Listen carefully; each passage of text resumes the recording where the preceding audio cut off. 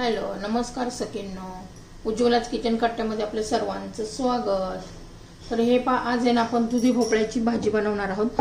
भाजी म्हणजे सुक्क बेसन, असं बेसन घालून मोकळं मोकळं असं सुट्ट याची भाजी बनवणार आहोत। जी मुलं अशी दुधी भोपळा खात नाही येत ना, त्या तर ह्या पद्धतीने जर मी करेल ह्या पद्धतीने केली ना, मुलांना कळणार सुद्धा नाही की हा दुधी भोपळा आहे म्हणून, आणि एकदम चविष्ट अशी होते। तर त्यासाठी बघा, दुधी भोपळा स्वच्छ अशी मी धुवून घेतलेला आहे पहा।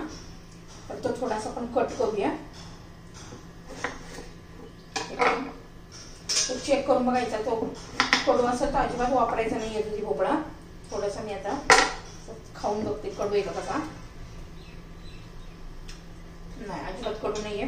तर प्रथम काय करणार आहोत आपण, हा दुधी भोपळा पहिला किसून घ्यायचा आहे। लांब लांब लांब लांब असा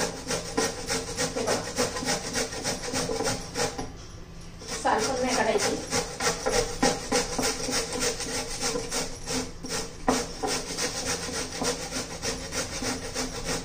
साल असा किसून घ्यायचा आहे, असे लांब लांब धागे झाले पाहिजे। हे बघा पाहे,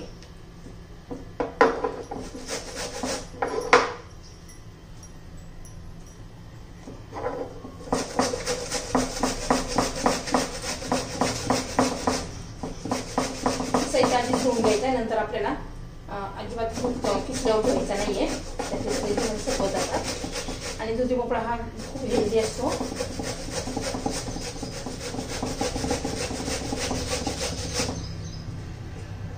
हे पहा, अर्धा भोपळा मी घेतलेला आहे। तर मी अर्धा भोपळ्याची भाजी करणार आहे।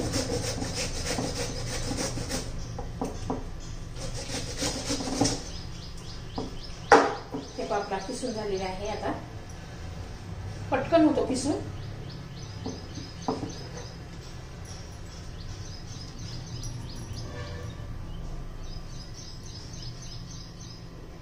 तर हे पहा, आता कढई गरम करण्यासाठी ठेवलेली आहे, त्याच्यामध्ये तेल घालून घेते।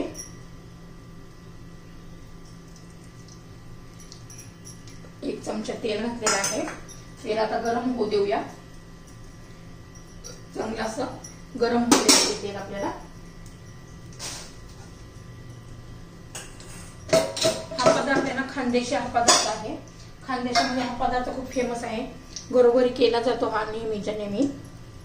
हे बघा, तेल आपलं गरम झालेलं आहे, त्यात मोहरी घालू, जिरं घालू, छान असं तडतडून द्यायचंय आपल्याला।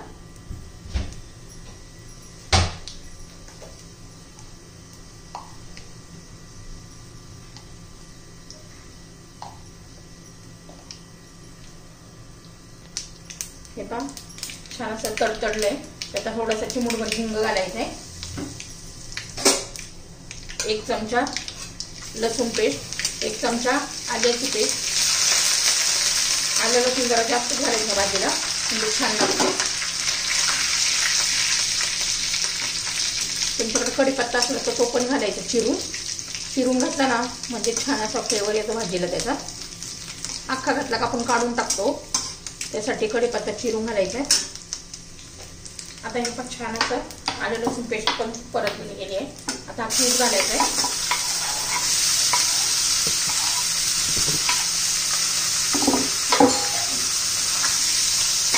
आता यातलं चांगलं पाणी आहे, कोरडा झाला पाहिजे चांगला, तोपर्यंत परतून घेऊया।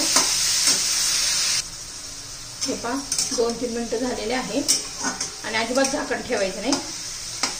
काय होतं पण त्याला पाणी सुटतात बोल, त्यासाठी।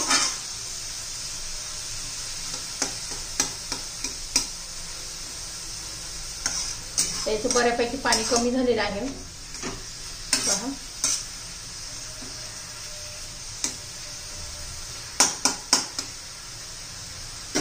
आता आपण त्याच्यात आहे ना, आता हे 1 वाटी भोपळ्याचा किस होता ना, तर अर्धी वाटी आपण बेसन पीठ घालणार आहोत।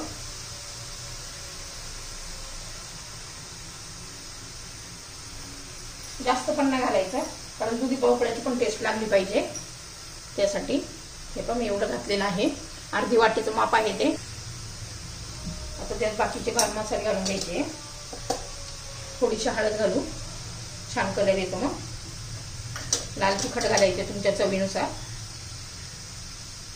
तिखट पाहिजे असेल तर थोडं जास्त घाला।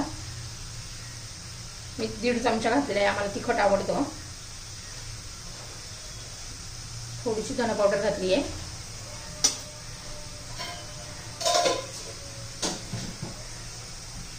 मीठ घालायचे चवीनुसार.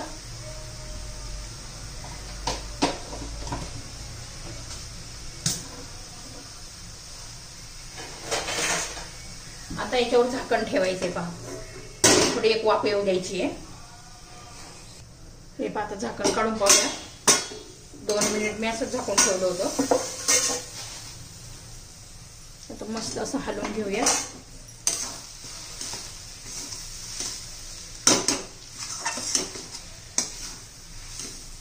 बेसन पीठ आपल्याला चांगलं असं शिजून घ्यायचंय आणि ही भाजी अशी एकदम मोकळी मोकळी झाली पाहिजे.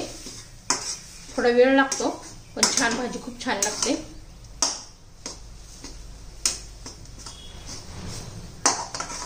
त्यासाठी ना जाड बुडाची कढई घ्यायची. आता हे सारखं असं मोकळं हलवत हलवत राहावं लागेल.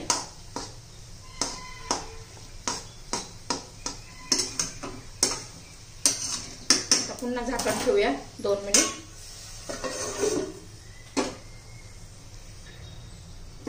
पुन्हा झाकण काढून घेऊया.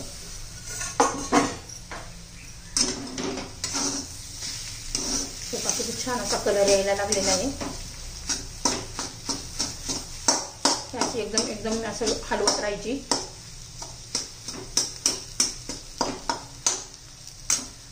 त्याच्यात कोथिंबीर घालूया भरपूर अशी.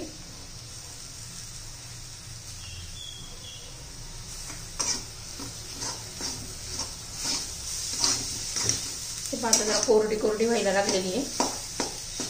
अशी एक सारखी हलवत राहायची आहे. खूप छान लागते हे. खांद्याच्या त्याला दुधी भोपळ्याचं भरगाळ असं म्हणतात. भरगळ म्हणजे मोकळं मोकळं सुटसुटीत अशी ही भाजी करायची आहे आपल्याला.